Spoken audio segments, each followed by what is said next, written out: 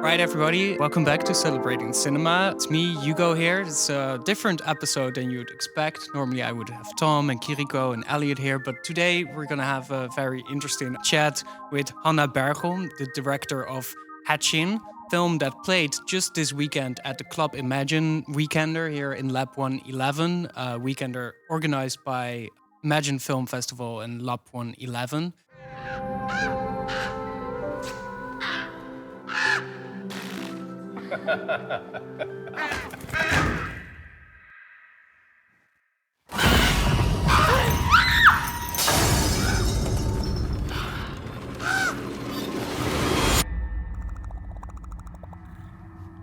Hanna, welcome. Your film just before that had its world premiere at the Sundance Festival, right? And now you were here in Lab 111. What was the screening like last weekend? Yeah, it was great screening, and I'm very happy to be here. And we had very great audience here in Amsterdam, and they lovely Q&A. They asked a lot of great questions, and it's especially great to be here because our film's journey kind of started in Amsterdam in 2018 when we were developing the film in European Genre Forum. Oh, okay. And Imagine Film Festival was one of the partners in that development forum. So, exactly, yeah. So they really helped to develop the film. So it's now great to be back here and present the ready-made film. Well, we're happy to have you here. And you already mentioned genre, which is, I guess, also a bit that we're going to talk about today, because Hatching, if I could give a very crude description, I know you have to see it to really experience it for yourself, but you could say it's like a psychological coming-of-age body horror drama, maybe. Yeah, that is very good description, yeah. And it involves a young teenager girl who's an athlete, and her mother who's a very maybe controlling, image-obsessed influencer, and then a father and little brother who are maybe a bit more shoved to the side often. But then suddenly there's also an ominous bird that gets killed, and in exchange for it, there appears a mysterious egg, and something comes out of it, and it becomes a big deal in the rest of the film. I don't want to get too much in spoiler territory, but I think that might be enough for people to get interested. Could you talk maybe a little bit about then the ideas also behind this story, or behind the grotesquerie maybe of the story as well?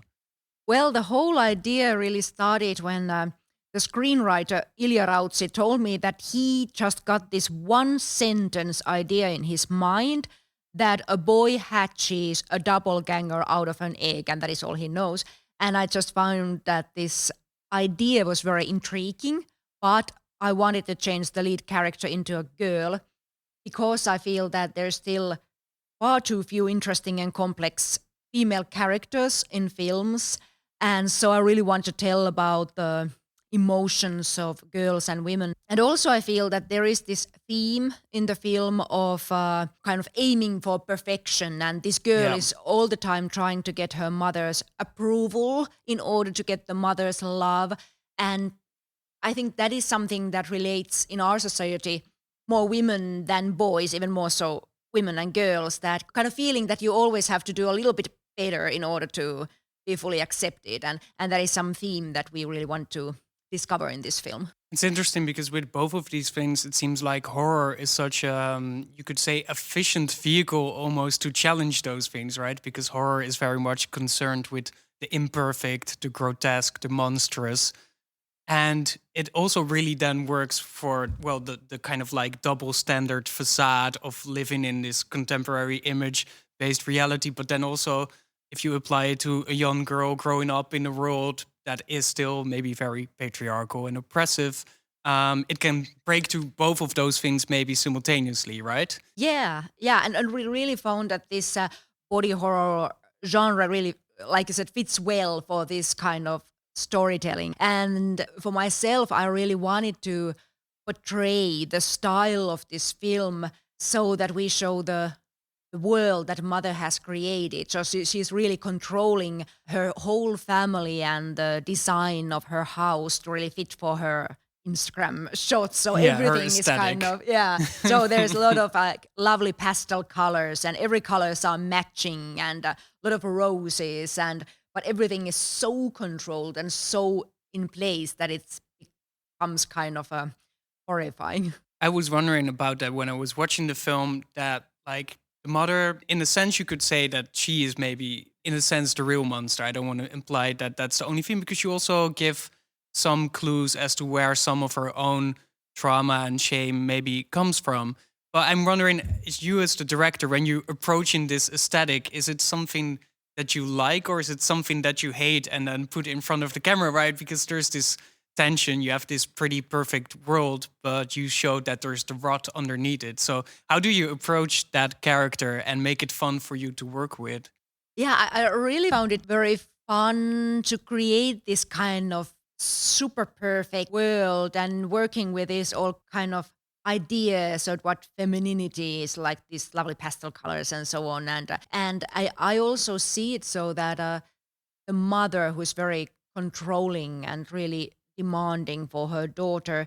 So I also find that this kind of unlovingness that she has towards her daughter is the even more horrific in Yeah. this film than the monster that kind of hatches in the film. And before we get to the monster, I was just thinking as well about, the perfect world. And then there's a shot of our protagonist throwing away the bird that flew into the house. And it's just this rotten garbage bin of organic waste. And so you also very clearly play with the decaying facade almost, or the impossibility of keeping up that facade. It Yeah, reminded me a lot, obviously, of Blue Velvet, which yeah. famously has the shot of the worms underneath like the perfectly kept garden. Um, did you have those kind of influences as well for your film, or those kind of like frames of references? Well, when designing the film, I usually tend not to have direct references from other films, but you can say a Blue Velvet, for example, because there's also this kind of worms underneath, and so that is uh, something that relates very well to this film. And also, I was thinking about old Cronenberg films like Hmm. Brood and Fly, because there is this kind of Yeah. very physical, practical effect style in that film. So those kind of films I did have in mind, even though I didn't want to mimic that aesthetic at all. But yeah, Yeah, I can imagine. And then, well, that obviously brings us to the monster. I think with a good puppet monster film, it needs to be kind of like a memorable, quirky design, something that feels like flashy and lively, and also almost kind of cute in a sense as well, right? I think you did a great job, and I'm wondering what the process was like of trying to find the shape and form and qualities of this monster, because it needs to mirror so many things in the personality of our protagonist as well, right? so we first designed the look of the creature in Finland, and what I really was after in this monster is that uh, it's totally opposite of what Tinja's mother wants her daughter to be. The mother wants her daughter to be this perfect gymnast. So Yeah. this monster that hatches out is just totally deformed. It can't even walk properly, and it's. I said to the designers that it's like a kind of smelly teenager that is raging to its parents and at the same time just wants to be loved. So we also wanted to design it so that it's not evil. It's also a kind of something cute about it, and it's kind of creature that is so disgusting that you might think that nobody could love it, Yeah. but still it wants to be loved. So Yeah. that is something I feel that lives inside of India, this kind of creature. So then I really knew that I want to make this as practical effects. I don't want to make a digital character because I wanted to have real physical kind of. So I wanted to have a physical presence. This creature. Yeah. So I knew that we need the best possible person to do it. So I actually Googled best animatronic designer in the world, and Thank God for Google, right? yeah, yes. And Google told me that that is Gustav Högen, who is actually Dutch originally, and he has been the lead animatronic designer in all the latest Star Wars films and Hmm. Jurassic World and Prometheus and so on. And so I emailed him, telling that I have this film and can you make a puppet? And he had just finished the latest Star Wars films and got excited about this project. Wow. And he collected a wonderful team around him. And so in the shootings, we had 5 puppeteers moving the puppet's body with rods. And they were great people. They had worked in all Star Wars films and had like 20 years experience in films. And Gustav was also there moving the facial muscles and fingers with remote controls. And so there was a lot going on, but it was very fun. What was that like for you to direct that then? Because this is your debut feature film. Suddenly you have like this crazy experienced team and they control the emotions of the puppets. So how do you work with them as a director? How do you give them the cues of what you want out of that scene? Yeah, that was, I mean, they were super nice. They were so nice people, and it was so nice to work with them. And I really noticed that, you know, when you are so super professional, you have also noticed that people want to work with nice people. So it's worthwhile being nice. Yeah, it attracts other nice people. Yeah, exactly. Yeah, basically it was so that I was watching the puppet from the monitor, and one of the lead puppeteers was there with me, and then I could say like, oh no, this movement doesn't look quite kind of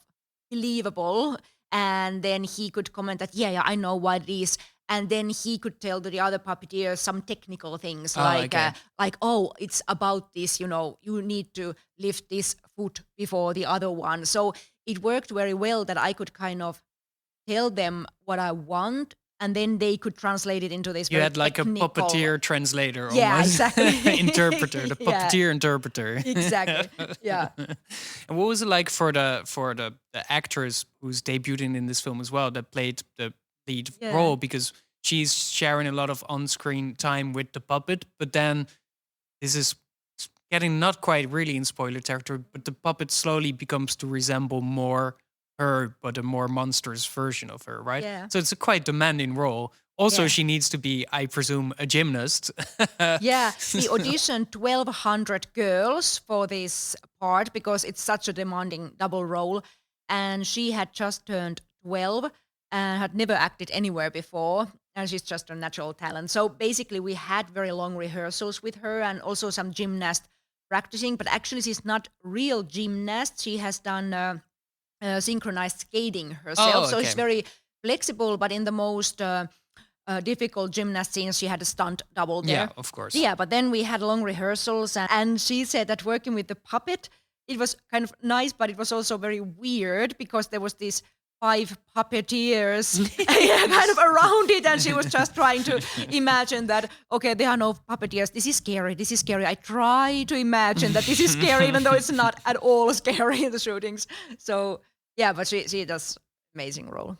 And then slowly she becomes also a more evil version of herself. So what was it like to work on her character? And basically it is a refraction or like a reflection almost of her own personality, right? Yeah. It's kind of like everything in the film seems to be a mirror image of something else. Yeah. And so she really becomes all those things as mother doesn't allow her to be. And as you really enjoyed playing that part, because the way she said that was that as Tinja, this lead girl that she was playing, she thought that Tinja is very kind of, her body language is very shut down and closed, and she's always looking at her mother, wanting to kind of feel accepted and loved. And then with this Alli character, she could really let go and move in very kind of ugly way. So in the rehearsals, we found all kind of very kind of deformed ways to move, and she's very natural talent in kind of moving very cool way. And also we had then a big prosthetic makeup for her. Yeah. And that was done by Conor O'Sullivan, who has 2 Oscar nominations, and he has done Game of Thrones and Saving Private Ryan and The Dark Knight and so on. And so he and his team made this special effect makeups. And about like a bit of your background as well, and especially if you always had kind of like the intentions of making horror films, and then also these kind of like, it is a very modern film, but it like, also because of the puppet, it has such a like lively 1970s, 1980s vibe as well. Are those the kind of films that really you grew up with, or that you kind of really watched when you were maybe a aspiring filmmaker still? One film, for example, that we discussed with the screenwriter as well was, for example, E.T. Yeah, I was thinking about that film a lot as well. And we were kind of thinking that this film is like twisted version of ET for grown-ups. So yeah, so that is something I've always admired, these kind of practical effects. For example, in ET, there is this relationship with this lonely child and Yeah. the creature, and that is kind of similar. That is in Yeah. this film. But overall, actually, I've always been afraid of horror films because I have so strong imagination. So I always start to imagine when I was a kid all kind of monsters in my wardrobe. So having this kind of imaginary monster inside the wardrobe is kind of my own childhood memory that I wanted to put into this film. But because I've always been afraid of horror films, I've also been very interested in telling stories about fear. So I noticed that my films tend to have kind of horror elements in them.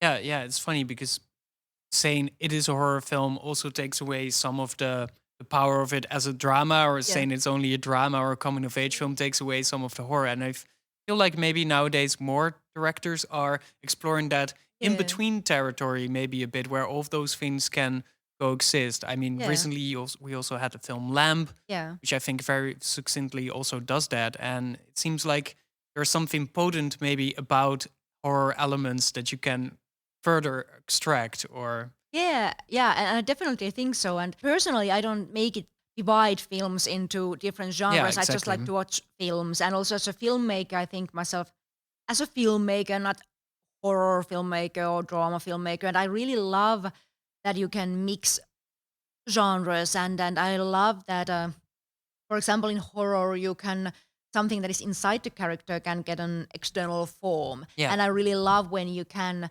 mix genres and not need to kind of say that it's either drama or either horror. So that is very great. Which is also very needed in this film to break through that artificial world. And Yeah. a thing that really struck me is that often when we see films from Finland in the Netherlands or abroad, often they are very much kind of like these pastoral films that Yeah. take place on the Finnish countryside. Yeah. And this is very much like the suburban Yeah. Finland, which is I always like seeing that because it's very universal, but then also maybe a bit specific. But it's always this thing that very often you don't see in films. That is true. And actually, we shot the film in Latvia, and I really wanted it Mm. to have the style in the film and find locations that could exist about anywhere, but maybe for anyone in any country, it's a bit weird. So we luckily find this kind of suburban area where are these nice white houses that all are exactly alike, and it looks very creepy because they are also alike. So that was very cool. Yeah, there's also just for horror something creepy about suburbs and Yeah. how they kind of force this uniform lifestyle almost on Yeah. everybody. Yeah. I don't know. Whenever I find myself in one of those places, I'm like, maybe it should go soon. Yeah. We talked a bit about the mom. We also talked a bit about, of course, the protagonist, the daughter, and her monster friend slash enemy. But I also wanted to ask some questions about the father and the brother because I was saying earlier that everything in the film is kind of like a mirror image of each other, and I thought it was very interesting that father and the brother looked so much alike and almost acted very much the same in many situations. Can you talk a little bit about the full family composition in the film? Yeah, I really wanted to show that mother has really dressed them all up. So and she has put the little boy to dress him up like the father, which looks a bit kind of fake. So it looks like that none of them really have their own style. And what I'm thinking about this father character is he's very much kind of just escaping the situation and escaping into his own world. And I think that this girl feeling so alone and feeling so bad isn't just the mother's fault, it's also equally as much the father's fault because he doesn't take any responsibility of being a grown up and being a Yeah. parent. And what I feel about this little boy is that he is just pushed away all the time because mother is just noticing the daughter Yeah, all the she's time. honing in on her. Yeah. Yeah, so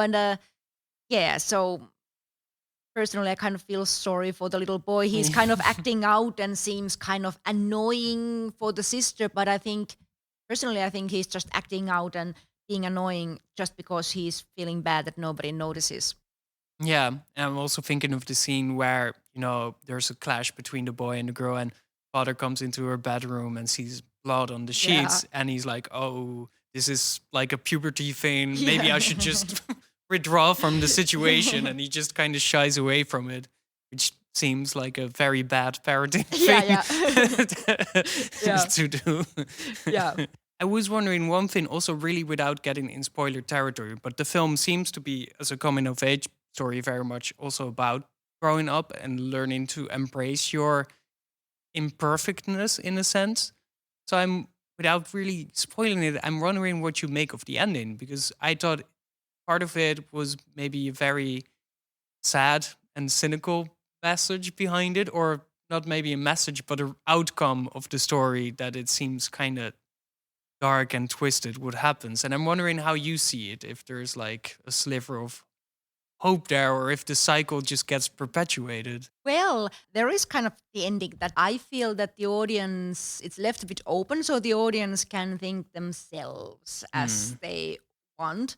In terms of growing up theme, that we really wanted to explore the age of 12 when you are kind of reaching puberty, but you are not quite there yet. So it's kind of interesting age when your body starts to slowly transform and you start to slowly become something else except the mother's little girl. And but also we really wanted that all the problems that the girl has doesn't just start because she has her first periods or become she reaches puberty. It's she just happens to be in that age, and it's about the mother kind of not fully accepting her as she is, that kind of creates all her problems. Yeah, but about the ending, yeah, well, this is a growing up story, and what could I say about the ending without spoiling it? Anyone can think it as they like. So, yeah, I don't want to dictate it. Fair enough. Fair enough. So your film, it premiered at the Sundance Film Festival. I think it is like going over the world now like crazy. Yeah, I think 41 countries or something yeah, have the yeah. film now. In the Netherlands, it will get a release on the 7th of April. What does that do for you as a filmmaker? Is this changing maybe also your ambitions for your second feature? What's happening with you now? Well, we are now writing a new feature film with the same screenwriter, Ilya Rautsi, and yeah, it's a similarish genre, kind of a fantasy drama with some horror elements and some body horror in it, and it's again about a parent and a child, but totally different kind of story. And from a parent's point of view, this kind of a difficult side of parental love. So yeah, that's what we are doing next. What is it with the collaboration between you and Ilya that really works for you? Did you work on shorts before you made this feature as well, or how did you start working together? Yeah, that was actually this is the first time we ever worked together before, and we have been in the same film school way back, but we really met in directors and screenwriters speed meeting event, which was quite funny, and we realized that we have similar ideas, and it works very well because we have very similar way of thinking. We have very visual ideas. Yeah, so it has been working very well. Nice. And then maybe kind of like a final question. It seems from maybe from the outside looking in that there seems to be this kind of like renaissance, as we talked about earlier, of horror films, but it also seems like much more female directors are making horror films now and using some of these genre tropes that are often associated with all the great male horror directors like Cronenberg and whatever, to make maybe more nuanced stories with it. I'm thinking of Julia Ducournau, of Yeah. course, in France. Your film, and there's many others nowadays, and I'm wondering if this is something that you kind of see around you as well, or if you agree with like what the state is of this kind of like genre filmmaking right now, and this focus maybe also on the female characters, like you said at the Yeah. beginning. Yeah, I think first of all, overall, I think what it's very fascinating about genre films at the moment is, like you said, that there's now a lot of mixing genres and mixing drama and horror and body horror and all those elements, and I think that is very refreshing and very cool. And definitely, there are very good uh, filmmakers that are women and great films like Raw and Babadook and so on. So yeah, yeah, I think I'm seeing it as well, and I think it's very refreshing. Yeah, Thank you very much for joining us in our podcast. Hatching will be released in the Netherlands on the 7th of April by film distributor The Searchers. That will bring it to a cinema near you. Go check it out. Well, we wish you best of luck, and we'll hope to see you with your second feature as well. Yeah, thank you. Thank you to film distributor The Searchers as well for inviting Hanna here to the Netherlands and facilitating this interview. So thanks to them as well. Yeah, thank you. It's been great.